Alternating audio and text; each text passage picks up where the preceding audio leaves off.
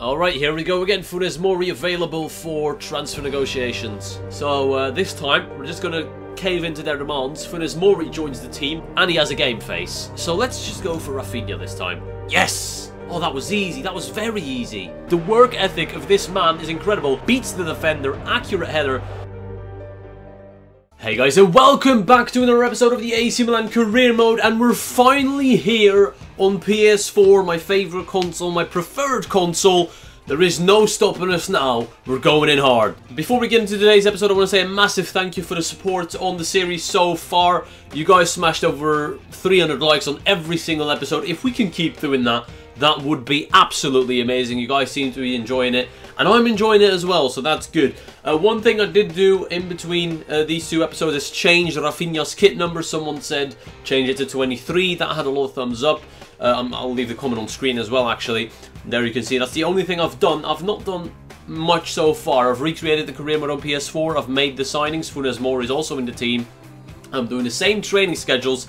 But one thing I couldn't do then, and I'm going to do now, is start up a youth academy. It's always a vital part if you're doing a career mode for a very long time. So I'm going to try and get the best scouts available to me, as I'll be relying on them for a very long time to come. 5-star judgment is what I'm ideally looking for. Only one of them. Alright, it's decent enough. I don't know where to go though. I did the logical thing for the Italian and the French scouts. The Italian one is going to scout in Italy, the French one is going to scout in France.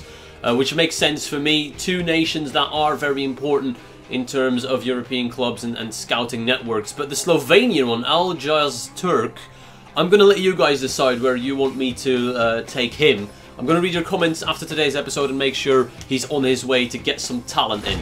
And because it's a new career mode, we may as well do Scout Future Star. I never use all of these items anyways in a single year, so I may as well start off with getting one. I think I've done that the past 2 years as well. Let's get some talent into the club.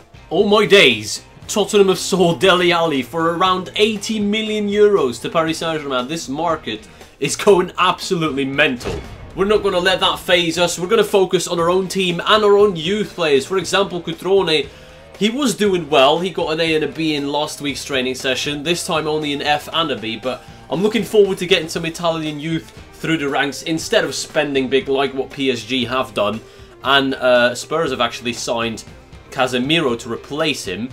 I don't know where I can see it right here. It doesn't show up for me. Oh, there it is. Yeah, 61 million transfer for Casemiro. Let them spend. We have our own policy. The board is happy with our progress in terms of our youth system. We have signed one player assigned to the midfielder position. Now that is lucky because our Scout Future Star has come back with a player that plays in the midfield position. So that's one objective achieved. And let's take a look at him. Joshua Vos. He's Dutch. 60 rated, 69 to 87 potential, 5'8" centre mid. Good physical stats, really good physical stats actually. Maybe lacking on the strength, but other than that, it's not too bad at all. I'm not going to promote him to the senior team yet, of course. I want to see how he grows. I want to see his attributes. They came in with a 7.5 million bid, West Ham, for Christian Zapata. I'm going to counter for 8.5. I don't want to stall this for too long. There we go, accepted. Slaven Bilic takes the 8.5 million for Christian Zapata. Finally, he's gone. He faced a lot of criticism last weekend, Zapata, so maybe it's good that we get him off our books. As we're potentially losing Christian Zapata to a Premier League team, I thought, why not delve into the Premier League myself and replace him? I need a rotational centre-back probably to rival the likes of Romagnoli and Paletta. I'm not too sure who's going to... Like, it's for right now, it's Romagnoli, but what if one of the three centre-backs gets injured or suspended? I'd have to play Paletta. I'm not comfortable with that. Sacco, Funes Mori, who was heavily suggested because he's the brother of the striker we signed. Ogbono, who's Italian, it would kind of make sense. Winston Reid is just on there because he stood next to Ogbono and he looked just as good, most likely. I'm scouting them. We'll see what happens once I get scout reports back. And we're about to play our first game of the season, but before we do, we have got scouting updates coming back to us, and I immediately see Christophe Rousset, if that's how you say it. French people, let me know in the comment section down below. He looks the best out of everyone, so we're going to sign him up straight away. When it comes to Patrice Lecomte, he doesn't look too bad, 6'4", but I'm going to keep him in there for one more month. Then we've got the Italian scout, of course.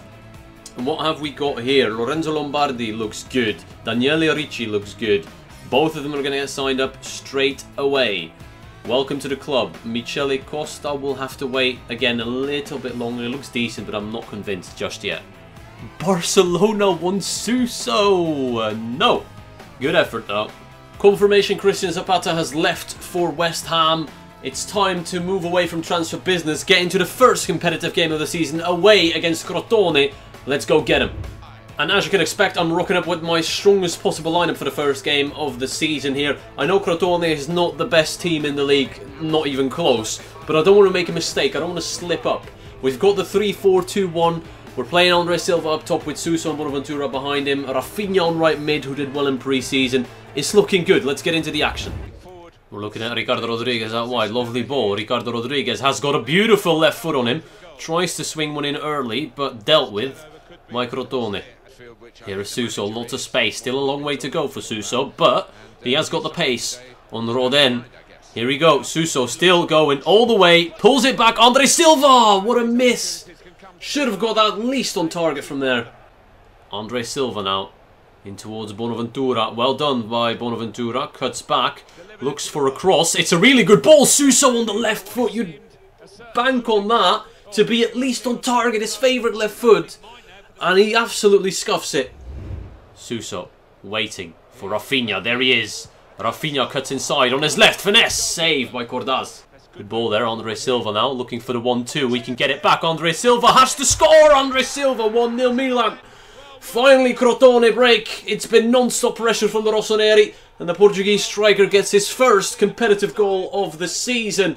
Lovely play in the end. It's been pressure. I'm not going to show you every chance and every shot I had, but trust me, there was a lot of chances to take the lead a lot earlier than this. But Andre Silva gets off the mark. Milan 1, Crotone 0. I mean, the half-time stats are there. Bossed possession, bossed on shots, and all of them were from inside the area except for one. So realistically, we should have had 2 or 3. But I'm liking the things we're doing. I like the way it's going. Let's keep it up in the second half. Going to have to work on Rodriguez's stamina levels. He's already down quite a bit, so I'm going to replace him with the hero of pre-season, the absolute superstar from the past 2 months, Fabio Borini. Bonaventura into Borini. Borini turns past his man, does well. Borini whipping one in. It's not a bad ball. We're going to recycle possession. Lucas Biglia, all the time and space in the world, but he goes to Kessié. Kessié with the finesse shot. Oh, what a finish. Frank Gianni Kessié makes it 2-0 for Milan, and they're running away with it. Crotone unable to answer after the first goal, and they're now 2 goals down. It seems like an impossible task for the home side to get back into the swing of things. Milan running riot in the first game of the season, loving it. Oh, they scored. Oh, they caught me off guard there. I wasn't commentating. Budimir surprises everyone with that looping header over Donnarumma. Not sure why we allowed that cross to come in the first place. I mean, the header right there is defended, but we head it straight into the path. Funes Mori and Abate coming on for retired Rafinha and Suso. We need to see the game out, but I want to get a third in these final few minutes. We can't sit back, we need to attack. Going short, Lucas Biglia towards the edge. Matteo Musacchio, not the man renowned for shooting, but that's not a bad effort.